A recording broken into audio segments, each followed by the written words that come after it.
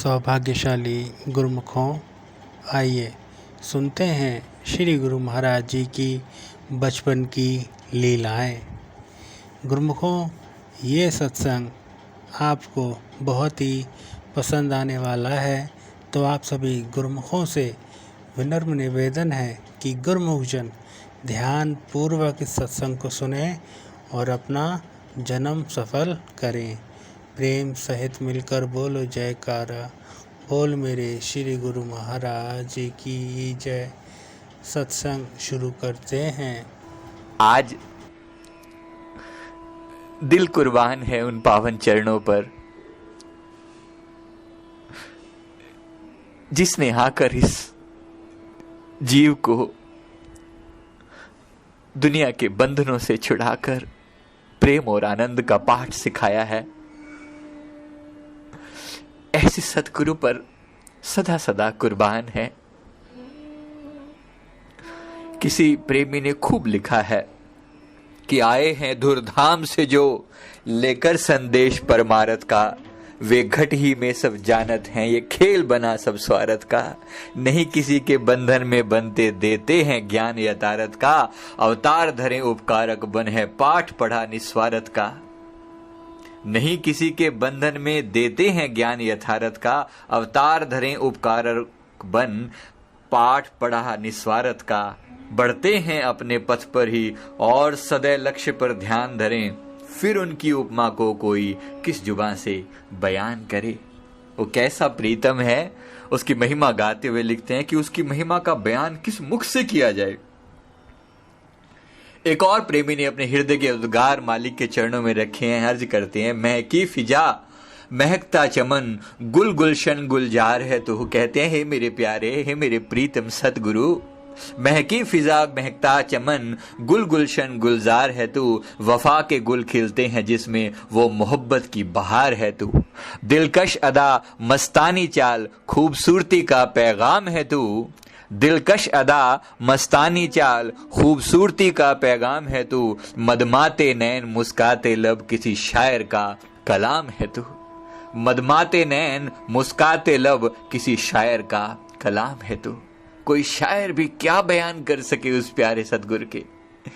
एक बार फिर उसकी सुंदर मुखड़े को अपने हृदय में बसाकर याद करते हैं और फिर अर्ज करते हैं, सुबह की लाली रात की ठंडक, नूरानी महताब है तू। सावन की बूंदें सागर की लहरें, रहमत का सैलाब है तू।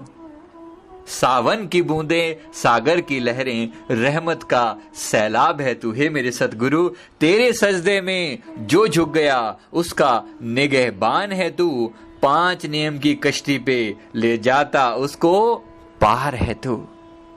सेवक अर्ज करते हैं, मेरे प्यारे ने 5 नियमों का जो ये सुंदर जहाज बनाया है, तो अर्ज कर रहे हैं, 5 नियम की कश्ती पे ले जाता उसको पार है तू। दास निमाने का मान है तू, दिल जिगर मेरी जान है तू। युगों युग तक तू रहे सलामत, मेरा राम रहीम रहमान है तू। तू ही तू, तू ही तू, तू ही तू। युगों युग तक तू रहे सलामत, मेरा राम रहीम रहमान है तू। अपने प्यारे के चरणों में वंदना करते हुए अर्ज करते हैं, मेरे सतगुरु, हे मेरे प्यारे, तुझे मेरा कोटि कोटि नमन है। हे मेरे परम हितैषी, धराधाम पर हमारे कल्याण के लिए आए हो। प्यारे, क्या शुक्राना करो। 20 सितंबर का ये शुभ दिन 1926 में मेरे परम हितैषी दातार ने अवतार धारण किया इस धराधाम पर। आश्विन शुक्ल पक्ष की त्रयोदशी, जिसको कहते हैं ना त्रयोदशी, सोमवार का शुभ दिन था और संध्या का समय था। रायपुर कलां, तहसील अजनाला, जिला अमृतसर की परम पावनी धरती पर मेरे प्यारे का अवतार हुआ। पूज्य पिताजी का नाम श्री अर्जुन दास जी और पूज्य माता जी का नाम श्रीमती ज्ञान देवी।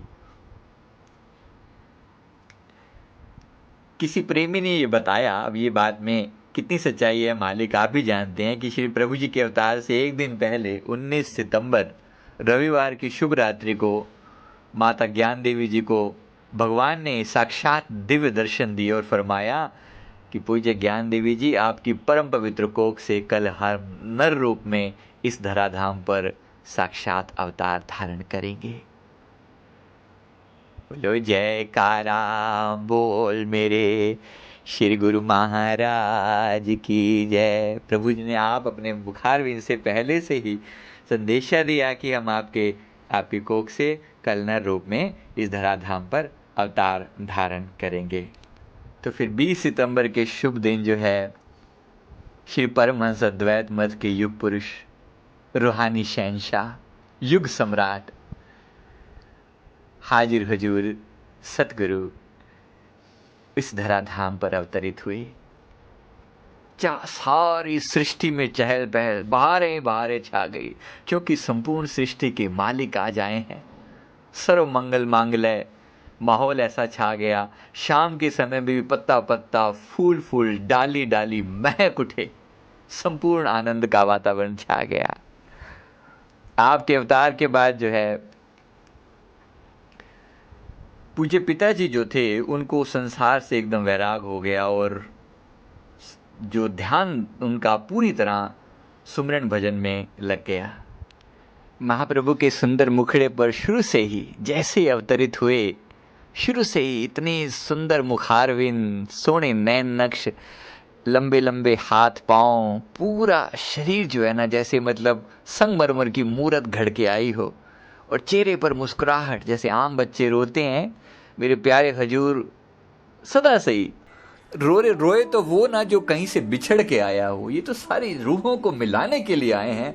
ऐसे शहंशाह को वो तो चेहरे की सुंदर मुस्कुराहट देख देख के माँ जो है बलाएं लेती है कि अपने प्यारे इस सुंदर, वो तो उनके लिए तो बच्चे हैं, तो अपने पुत्र को कि इतना मुख देख के बार बार चूमती हैं। माता ज्ञान देवी लिखती हैं, उनके बारे में लिखा है कि मतलब बहुत ही दयावान वो माता जी जो थे, ज्ञान देवी जी बहुत ही दयालु स्वभाव की थी, और सदा ही मतलब सदा अपने हाथों से देते रहना, दान देते रहना। और दासन दास ने वो घर भी देखा अजनाला गांव में, जहाँ जाकर ना उस घर पे जाना हुआ हम सबका, रायपुर कला में। और बड़ा मतलब आज भी वो घर को वैसे ही मेंटेन रखा हुआ है। बहुत ही तंग सी गलियां हैं। वो जगह देखी, वो बिल्कुल गांव का आज भी, मतलब आज ये 2015-16 की बात कर रहा हूँ, यहाँ आज भी उस गांव की स्थिति मतलब कोई ऐसी बहुत ज्यादा इम्प्रूव्ड नहीं है। लगभग वैसी ही गलियां और वैसा ही माहौल। प्रभु जी का स्कूल देख कर आए उस जगह पर जहां पर विराजमान हुआ करते थे, उस स्कूल में, रायपुर कला का वो स्कूल बहुत ही मतलब सुंदर, दिल से जो है ना वो चीज इतनी प्यारी कि जिसका कोई हिसाब नहीं। तो मालिक के जैसे माता ज्ञान देवी जी ने उनको चूमा, प्रभु जी का जब अवतरण हुआ उनके माथे को चूमा, सारी स्त्रियों ने, सारी आसपास की जो माताएं थी सबने बलाइयां ली प्रभु जी की।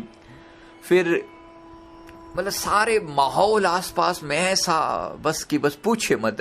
प्रभु जी के गांव के पास में ना, रायपुर कला के बिल्कुल पास में, हमने देखा खुद वहां कर जाके कि वहां पर एक नदी सी बहती है, और बुजुर्ग जो हैं सब बहुत ही सीधे साधे लोग, एकदम सीधे। मतलब आप हम की जिन चालाकियों की बातें हम सोचते हैं वो आज भी, मतलब ये बात 1926 की हो रही है, आज भी 2016 में भी वो लोग उतने ही सीधे हैं जितने शायद उस समय में रहे होंगे।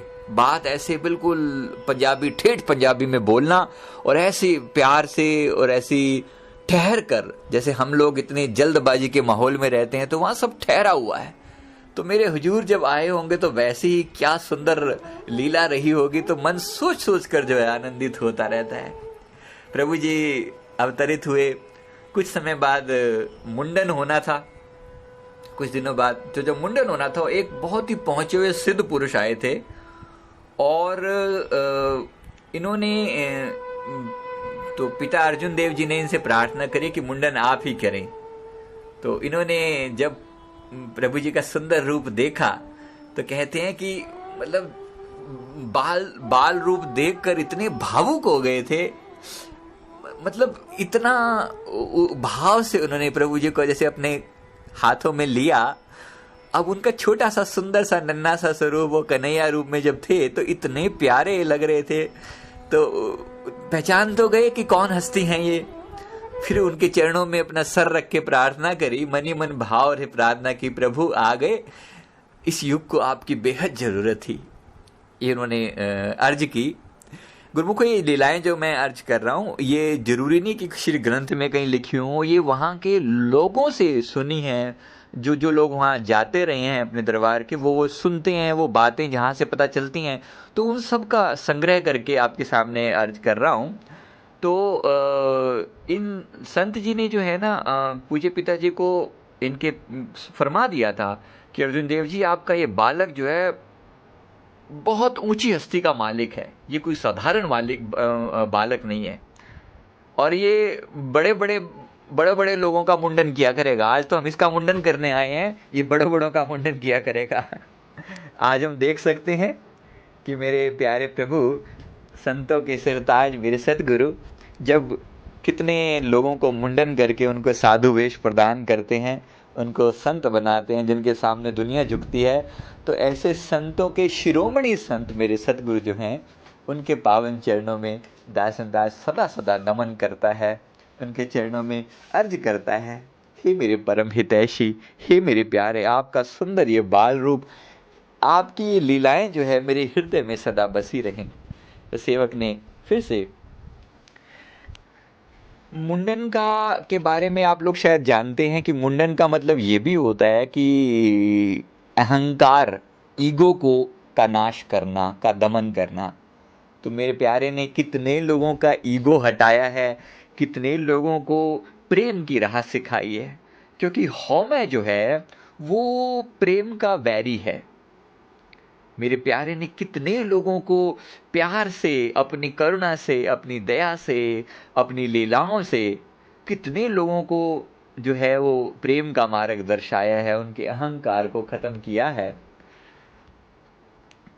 तो जब एक प्रसिद्ध ज्योतिषी को बुलाया गया और प्यारे प्रभु जी ने का नामकरण करवाने के लिए प्रार्थना करी, तो उन्होंने प्रभु जी का शुभ नामकरण जो है इतना प्यार से देखा कि इनका सुंदर रूप जो है वो साधु की तरह दिखाई देता है। मतलब बचपन से ही सीधे साधे, भोले भाले, गोल मटोल, वो मुखड़ा जो है उनको देखा तो फरमाया इनका नाम जो है साधु राम।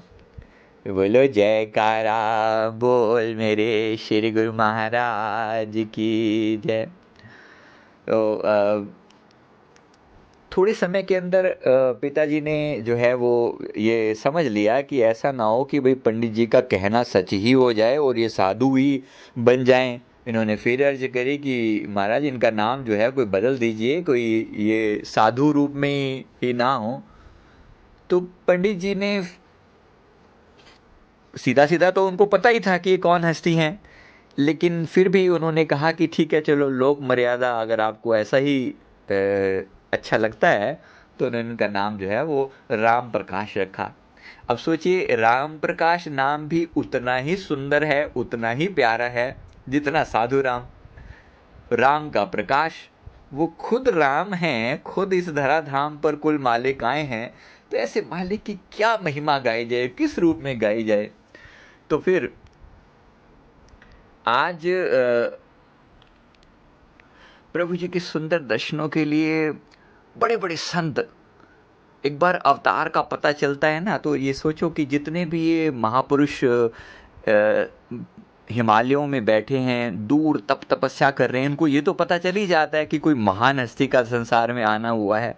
तो ये लोग इनको ये भी पता है कि इनके एक घड़ी के दर्शन से हमारी हजारों साल की तपस्या का जो फल है ना, वो इनके एक घड़ी के दर्शन से भी इनका जो दर्शन है वो हमारे 1000 साल की तपस्या के फल से भी ज़्यादा अनमोल है। इसलिए कितने ही ऐसे संत जो हैं वो रूप बदल बदल के इनके दर्शनों के लिए आया करते थे। लोगों को समझ में नहीं आता था भाई ये केड़ा अनोखा बाल जमे है, क्योंकि वो बातें किया करते थे ऐसे, ये केड़ा बाल जमे है, अर्जन देव दा छोर होए ते लोग दूर दूर तो संत आंदे पे ने। ये वहाँ की टिपिकल भाषा बता रहा हूँ, जो वो लोग बातें करते थे, भी अर्जुन देव दा छोर होए है थे, दूरों दूरों लोग की आ रहे ने, देखण आ रहे ने, दर्शन करन आ रहे ने, पता नहीं केड़ा छोर है, कितना सोना, क्योंकि दिव्य रूप ऐसा। आज आप देखें ना, जो ये रूप आज हमारे सामने दिखता है, कोई ऐसा थोड़ी है कि यहाँ आके भी पहली बार प्रकट हुए हैं। ये रूप तो सदा ही ऐसा था, इतना ही दिव्य, इतना ही प्यारा। आज भी अपने प्यारे की सुंदर निगाहों में आप दो घड़ी एक टक आंखें से आंखें जोड़कर देख नहीं सकते। ऐसा नूर नूरानी जब ये बाल रूप में आए होंगे तो कैसा अनुपम रूप रहा होगा, आप सोच सकते हैं। तो प्रभु जी बड़ा मुस्कुराते, सुंदर मुख, जिसको देख लेते वो बस आनंद से झूम उठता, वाह मेरे प्रभु, वाह मेरे प्रभु, वाह मेरे प्रभु। तो बड़ा प्यार, बड़ा सुंदर अपना रूप उनका देखना। मेरे प्यारे प्रभु को दिखने में उस समय बड़े पतले थे, शुरू शुरू में ना बड़े पतले थे, कद लंबा था और पेड़ों से फल तोड़ना बड़ा अच्छा लगता था। ये भगवान जी ने स्वयं भी फरमाया था। एक बार यहीं के श्री शंतनगर की बात है, तो वहाँ पर ना बेर एक भक्तानी जो है अपने दरबार की, लोग बैठे हुए थे तो बेर लेकर आई, तो उसने प्रभु जी के चरणों में विनती करी मेरे प्यारे को कि प्रभु जी आपके लिए बेर लेकर आई हूँ। तो मेरे प्यारे प्रभु ने मुख से बहुत मुस्कुराए, कहते बेर ता ना असी बचपन च खाया करते ਸੀਗੇ ਤੇ पेड़ां ते चढ़ के निकरां पाई ਹੁੰਦੀ ਸੀਗੀਆਂ ਤੇ पेड़ां ते चढ़ के आप तोड़ तोड़ के खांदे ਸੀਗੇ, ਹੁਣ ਤਾਂ ਸਾਨੂੰ बेर पचदे ही नहीं। तो लेकिन इस अदा से उन्होंने फरमाया, प्यारे की हर अदा सुंदर लगती है, उन्होंने जिस अदा से फरमाया तो ये बात याद आ गई कि उनको पेड़ पर चढ़ना बड़ा पसंद था। पतले थे, लंबे थे, दौड़कर अपना खटखट खटखट अपना ऊपर चढ़ जाते थे और निकर पाई होती थी, और ये खुद ही फरमा रहे हैं। तो आसपास में जितने भी बच्चे थे ना, वो बाल लीला रूप में उनके जो गोप सखा जिसको कहते हैं, बड़े सौभाग्यशाली वो लोग। आज उन्हीं से हमारा मिलना हुआ। मैंने जब अर्ज की दासन दास ने कि हम जब वहाँ गए तो मिलना हुआ, एक मित्र जो थे वो बचपन के साथी थे, तो बड़ा प्यार से, और एज भी देखो कि लगभग 90 साल के आसपास उनकी भी एज होगी, तो इतने प्यार से याद कर कर करें और गुरु और प्रभु जी को याद भी करें, और आंखों में टप टप आंसू। कहते सानू की पता कि साडे नाल साडे कोल रब आया सीगा, सानू की पता। वो भगत जी वो जो हमें वहाँ मिले बुजुर्ग, तो वो प्रभु जी के साथ खेले हुए थे। सानू की पता साडे कोल रब आया सीगा। हम अब देखते हैं कि रब तो हम कितने सौभाग्यशाली हैं कि हमें रब मिला है। तो पास में ना एक नदी पड़ती थी, जैसे मैंने अर्ज किया आपको, तो आप इस नदी को के किनारे पर बैठ जाते थे। स्कूल जहाँ था ना, जहाँ स्कूल जाना होता था, तो रास्ते में वो नदी आती, तो नदी के किनारे बैठकर अपने मित्रों को साथ बिठा लेना और बड़ा उनके साथ प्यार भरा वार्तालाप और कुछ काफ़ी ज्ञान की बातें करनी। अब अंदर तो वही है सब, लेकिन ऊपर से अभी रूप जो है वो एक बाल रूप है। तो अब इसमें क्या होता था, रोज मतलब इसी तरह से अब होता क्या कि अब जो बातें कर रहे हैं, ज्ञान दे रहे हैं, तो स्कूल लेट हो जाते थे। अब स्कूल लेट हो जाते थे तो जो टीचर थे वो बाकी बच्चों को सजा देते, मुर्गा बना देते। लेकिन जब इनकी बारी आती, कहते पता है नहीं ये एडा सोहना लगता है मैनू, इनू देख के ना कुछ कहने तो दिल नहीं करता। ये टीचर का कहना था। उस स्कूल में भी, जैसे मैंने अर्ज किया दासन दास ने, वो स्कूल भी देखा, और वहाँ के टीचर भी, एक बार हम वहाँ गाड़ी रोकी तो टीचर भी वहाँ बाहर आ गए। वो हमें नमस्कार करें, भाई हम गाड़ी पे आए हैं, बाहर से आए हैं, वो इस रूप में हमें नमस्कार, हम उनको नमस्कार करें, हाथ जोड़ के हम खड़े। प्रभु जी के स्कूल के आगे की मिट्टी भी हमने उठाई, अपने सिर पे लगाई कि धन्य है ये जगह जहाँ पर मेरे मालिक जो है इस अवतरित हुए। तो जो बता रहे थे, कहने इतना सोहना लगता है, इन्हें कुछ भी कहने ना दिल नहीं करता। इतना सुंदर नूरानी नूर, सुंदर मुखमंडल पर जो देखता तुरंत आकर्षित हो जाता। प्रभु जी ना स्कूल साइकिल पर जाया करते थे, और साइकिल भी मैंने वो होती थी कि अब सबके पास साइकिल भी नहीं होती थी। तो अपने भगवान जी का तो परिवार जो है वो ठीक ठाक था, और गांव में बड़ी मतलब अच्छी बनी हुई थी।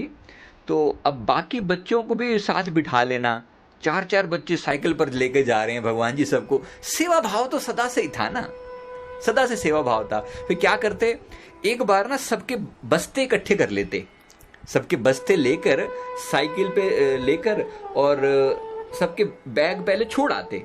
मतलब बहुत सारे बच्चों के स्कूल बैग इकट्ठे करके ना बस्ते पहले छोड़ आते, इतने दूर स्कूल जाना और आना, सोच के देखो, मतलब सेवा भाव की बात देखो, हमारी ख्याल में भी नहीं आ सकती ऐसी बातें। आज के समय में अगर हम सोचें ना, तो सोच में भी नहीं आ सकती ऐसी बातें कि हम किसी की सेवा में पहले किसी को छोड़ आए और फिर अब खुद जाएं। रोज का काम, और वो भी साइकिल पे बस्ते सबके इकट्ठे कर लेना, छोड़ाना, फिर वापिस आते थे, फिर 2-4 मित्रों को साइकिल पर बिठाना और जितना अपना रेड़ के लेकर जाना, फिर वहां बिठाते, उस नदी के किनारे बैठ के उनको ज्ञान देते। अब सारी चीजें, खेल कूद तो ज्यादा नहीं करते थे, लेकिन फिर भी मतलब जो है ना, जैसे आम बच्चे करते हैं तो गिल्ली डंडा खेलना, खो खो खेलना, पकड़म पकड़ाई जैसे हम लोग करते हैं ना, वो सारा सारा कुछ मेरे मालिक ने वो सुंदर लीलाएं करी। और तो जो मित्र मौजूद हैं वो अपनी बताते थे, जैसे मैंने अर्ज किया ना, वो बताते बताते आंखों में नमी छा जाती है कि सानू की बता रब आया होया साडे कोल, रब आया होया ऐ सोहना लगदा सी, ऐ सोहना लगदा सी, ਅਸੀਂ ਨਾਲ ਬੈਠਦਾ ਸੀ, ਐ ਗੱਲਾਂ ਕਰਦਾ ਸੀ। ਸਾਨੂੰ ਕਈ ਵਾਰ ਆਪਣੇ ਹੱਥਾਂ ਨਾਲ ਮੈਨੂੰ ਉਸਨੇ ਉਹ ਖਿਲਾਇਆ, ਬਰਫੀ ਖਿਲਾ ਲੈ ਕੇ, ਲੱਡੂ ਲੈ ਕੇ ਆਂਦਾ ਸੀ, ਲੱਡੂ ਲੈ ਕੇ ਆਂਦਾ ਸੀ, ਪਕੌੜੇ ਬੜੇ ਪਸੰਦ ਸਨ ਇਹਨਾਂ ਨੂੰ, पकौड़े खिलाते सी, शर्त लानी ते आप हार जाना। वो फरमा जो मित्र हैं वो बात कर रहे थे, वो बता रहे थे शर्त लानी ते आप हार जाना, आप हार जाना। अब सोचो, कुल मालिक सारी सृष्टि नेति नेति जहि वेद निरूपा, निजानंद निरूपाधि अनूपा, शंभु विरंच विष्णु भगवाना, उपजेहु जासु अंश ते नाना। ये वो हस्ती हैं जिनकी बात कर रहे हैं हम। वेद जहां नेति नेति करके जिनकी महिमा गा गा कर हार जाते हैं, वेद कुरान पुराण जो है ना, जिनका पार नहीं पा सकते, शेष शारदा जिनकी महिमा गा गा कर अंततः नतमस्तक होकर नेति नेति कह जाते हैं कि उनकी महिमा नहीं गा सकते। तो उन महान हस्ती को वो जो है, वो अपने कर कमलों से लड्डू खिला लेना और गेम खेलने में कोई शर्त लगाना और शर्त हार जाना, कौन हरा सकता है उनको? अगर वो खुद ही हारना चाहें तो बात और। कुल मालिक देखो, यही सेम लीलाएं जब कृष्ण रूप में भगवान आए थे तो वहां और रूप था, लीलाधारी पुरुषोत्तम, एक अलग ही अनोखा सौंदर्य। यहां जो सौंदर्य था, सेवा भाव, सबकी सेवा करना। अब जैसे वहां भी गोपियों के लिए गोपियों से मक्खन चुरा कर लाने की जो ड्यूटी थी वो भगवान जी की थी, यहाँ पर भी समझो कि किनको खिलाने पिलाने की जो सेवा थी ना, ये इन्हीं की थी। तो सबको खिलाना, और कि यहाँ से वहाँ तक दौड़ लगाते हैं, जो दौड़ में हारेगा ना वो सबको समोसे खिलाएगा। अब इनको कौन हरा सकता है? लंबे, एक तो कद इतना लंबा, और दूसरे नटखट, वो तेजी, फुर्तीला शरीर था एकदम। तो दौड़ते थे तो हाथ नहीं आते थे किसी के, लेकिन जो दौड़ लगानी, जान के मटक मटक के चलना, सबको आगे निकलने देते थे, खुद हार जाते थे। और फिर हार जाते थे, ओहो असीता मैं तो हार गया, चलो अब सारों ने समोसे के लेके आना, सारों ने सबको पकोड़े लेकर आना, कभी लेकर पकोड़े समोसे। मैं अर्ज कर रहा था कि जब हम वहाँ गए हजूर के यहाँ, तो वहाँ पर भी उन्होंने पकोड़ों की इतनी बड़ी प्लेट जो है ना सामने रख दी, और पकोड़े भी मतलब आप समझिए जैसे गोभी के पकोड़े थे ना, तो मतलब पूरी पूरी गोभी नहीं तो समझ लीजिए कि एक गोभी के फूल में से समझ लो 6-7 उन्होंने पीस काटे, तो बहुत मोटे मोटे। तो गांव के वैसे मोटे मोटे पकोड़े तो याद कर कर रियाद भी करें। सामने चाय का बड़ा लंबा वाला गिलास रख दिया, हम याद करें, रोएं, आंखों से आंसू आए कि हाय मेरे प्रभु जी, इसी तरह से इस गांव में इसी जगह पर बैठते होंगे, ऐसे अपने मित्रों के साथ खेल रचाते होंगे। तो इन सुंदर लीलाओं का मैं क्या बखान करूं, बस समझ लें कि अच्छा, पगड़ी को, मेरे प्रभु जी को पगड़ी बांधनी बहुत सुंदर से आती थी। तो पगड़ी जो है ना अपनी तो बांध लेते थे, और मित्रजनों की पगड़ी और बांधते थे। कहते थे कि मैं पगड़ी तब बांधूंगा जब सब लोग आप गुरुद्वारे मत्था टेकने जाया करोगे। अपने मित्रों को का फरमाया करते थे, पगड़ी तब बांधूंगा जब सब गुरुद्वारा मत्था टेकने जाओगे। और पगड़ी आपने सुना होगा, अभी कनाडा गए थे हुजूर, मेरे को लगभग साल भर पहले की बात है, 2015 में।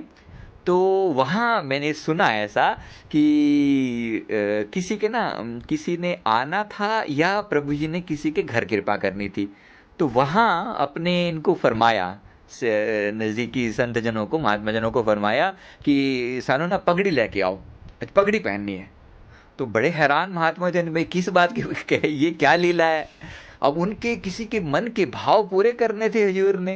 तो कहते वहां गए तो सामने वो प्रेमी ने जब देखा, हुजूर जब वो दर्शन करने के लिए कोई प्रेमी आया और उसने जब हुजूर के दर्शन किए तो सुंदर पगड़ी बांधी और एकदम प्यारा रूप, वही जैसे स्वयं जो है श्री गुरु नानक देव जी महाराज सुंदर स्वरूप धारण करके सामने खड़े हो।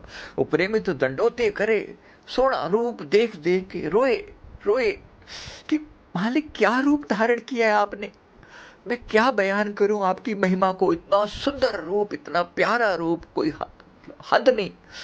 तो मैं अर्ज कर रहा था, वही पगड़ी जो है ना बांधते थे बचपन में, और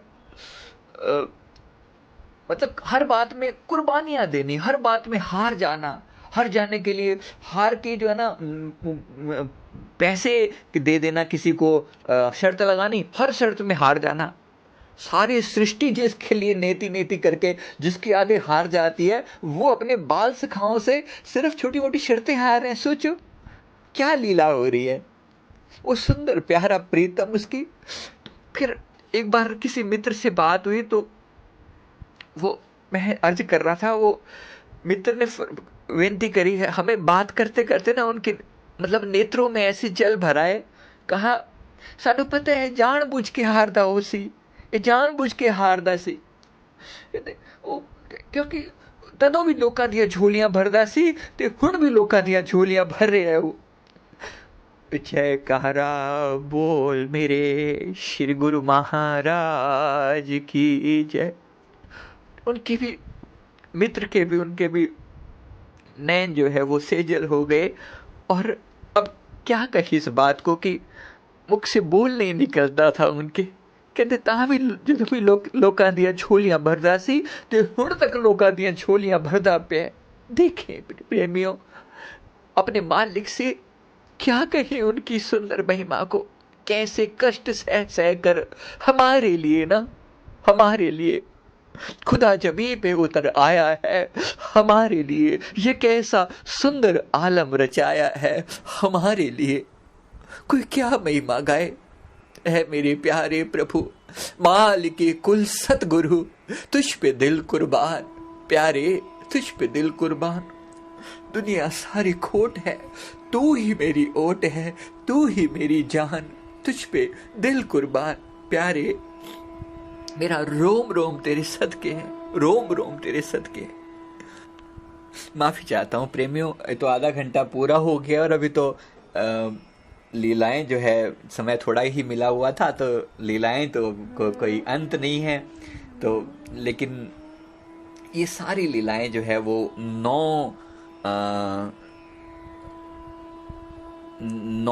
जब प्रभु जी जो है जब 9-10 साल की एज तक थे, ये सारी लीलाएं उस समय की बातें हैं।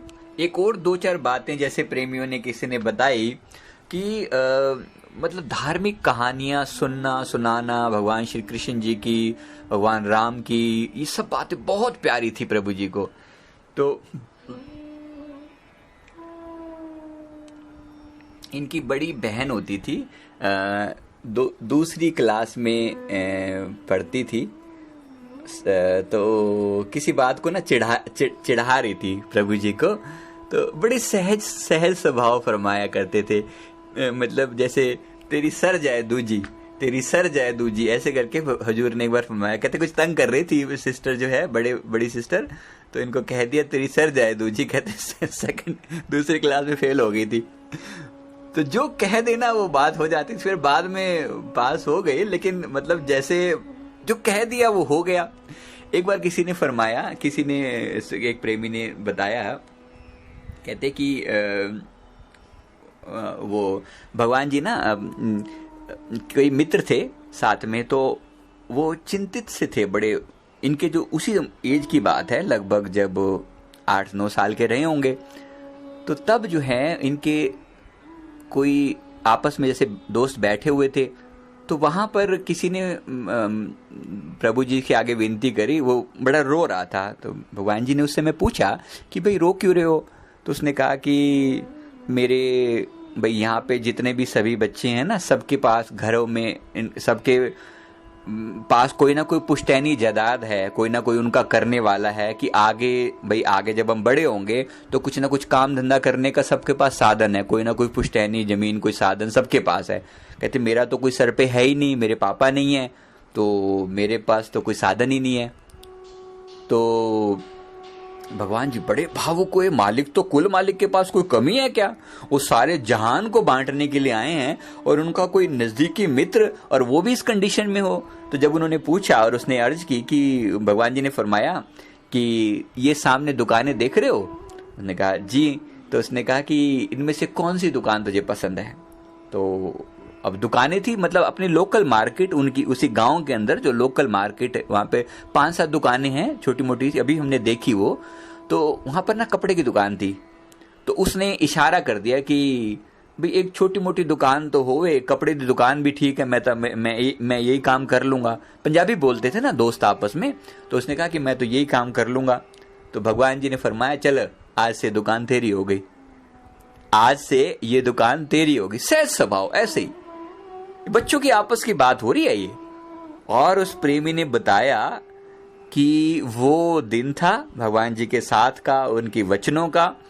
और कहते हैं कि फिर कुछ समय बाद, जैसे प्रभु जी का तो बंगाल जाना हो गया 10th के बाद, वो मैं आगे अर्ज करूंगा सारी लीला। लेकिन जैसे ये बात पूरी हुई तो कहते हैं आज उस बंदे की, उनके जो मित्र हैं, उनकी फैक्ट्रियां चलती हैं कपड़ों की। एक आध नहीं, कई फैक्ट्री हैं उनके। वो तो एज है अभी, तो पोते पड़पोते उनके बड़े एज 90 साल के आसपास उनकी एज होगी। तो पोते पड़पोते कहते हैं आज हमारी फैक्ट्रियां कितनी चलती हैं, कोई हिसाब नहीं है कितना होगा। उन्होंने ये लीला बताई थी कि उनके जो पोते थे, शायद उन्होंने बताया था कि मेरे दादाजी के साथ ये लीला हुई थी। तो ये ऐसी ऐसी बातें मुख से निकल जानी, जो बात हो गई और जो बात एक बार मुख से निकल गई वो पूरी हो जाया करती थी। तो ये बस मैं अभी इस समय में यहीं लगभग इसको मैं फिनिश करने लगा हूँ। बस मेरे क्योंकि इसके आगे की जो स्टोरी है अभी तो और सुनानी बहुत कुछ बाकी है। लेकिन उन्होंने हर एक को प्रेम का रस पिलाया, हर एक को। जिसने जो कहा, बच्चे बूढ़े लेडीज जेंट्स जो आ रहा है, जिस रूप में आ रहा है, हर एक को प्यार प्यार प्यार बख्शते जा रहे हैं, बख्शते जा रहे हैं, बख्शते जा रहे हैं। कोई हिसाब नहीं, कोई हिसाब नहीं। तो मतलब इतना प्यार बख्शा है, वो इतना प्यार बख्शा है सबको। आज भी देखो ना, कोई हम आप जो उनके चरणों में गए हैं, कोई उनका सत्संग सुन के गए हैं क्या? सिर्फ उनके मुखड़े को देख के ना, क्योंकि सत्संग की बात आती है तो कहने साने सा कुछ आंदा नहीं। जिस समय में गद्दी नशीन हुए थे, तो उससे पहले श्री तृतीय पातशाही जी महाराज जी, श्री चतुर्थ पातशाही जी महाराज जी ने इनसे फरमाया था कि आपको जैसे इस प्रकार आगे का कार्य संभालना है। तो उन्होंने उस वक्त प्रार्थना करी थी, प्रभु मुझे तो कुछ नहीं आता, मुझे तो सत्संग करना नहीं आता। भगवान जी ने फरमाया कि तुझे सत्संग करने की तो लोड़ ही नहीं पड़ेगी, तुझे सत्संग करने की लोड़ ही नहीं पड़ेगी, तुम्हारे मुखड़े को देख देख के ही संगत दीवानी हो जाएगी। और देखो नाम भी वैसा ही सुंदर रखा, श्री 108 श्री स्वामी दर्शन पूर्ण आनंद जी। बस दर्शनों में ही पूर्ण आनंद प्राप्त हो जाएगा। कुछ कहने सुनने की तो बात ही नहीं रहेगी। कहना सुनना तो तब हो ना जब आगे की कोई बात हो, जरूरत ही नहीं है। बात क्या है? बात तो इतनी सी है कि देखकर ही संपूर्ण प्रेम और आनंद अपने अंदर भर दिया जाए। तो उस सुंदर स्वरूप की यही महिमा है। आज के इस शुभ दिन की, 20 सितंबर के शुभ दिन की, मैं आप सभी को, प्रेमियों को लाखों लाख मुबारकबाद देता हूं और अर्ज करता हूं कि मेरे सुंदर, मेरे मालिक, मेरे प्रीतम, आपका युग युग तक इसी प्रकार राज रहे। गधियों पे हमेशा ऐसे विराजमान रहो। प्रभु आपकी सेहत सदा सकुशल रहे। हम सेवक सदा इसी रूप में आपके सुंदर दर्शन दीदार करते रहें। मेरी बार बार यही अर्ज है। आगे की इनकी जीवन की जो अगली लीलाएं हैं वो थोड़ी आगे एक सत्संग में अर्ज करूंगा। अभी के लिए इतना ही। आज का सत्संग सभी गुरुमुखों को बहुत पसंद आया होगा। तो ऐसे ही और सत्संग सुनने के लिए गुरुमुख जन इस वीडियो को ज़्यादा से ज़्यादा शेयर करें और इस चैनल को सब्सक्राइब करें ताकि आगे की वीडियो आप सभी गुरुमुखों को टाइम टू टाइम मिल सकें। प्रेम सहित मिलकर बोलो जयकारा, बोल मेरे श्री गुरु महाराज की जय। श्री आनंदपुर वासी गुरुदेव की जय।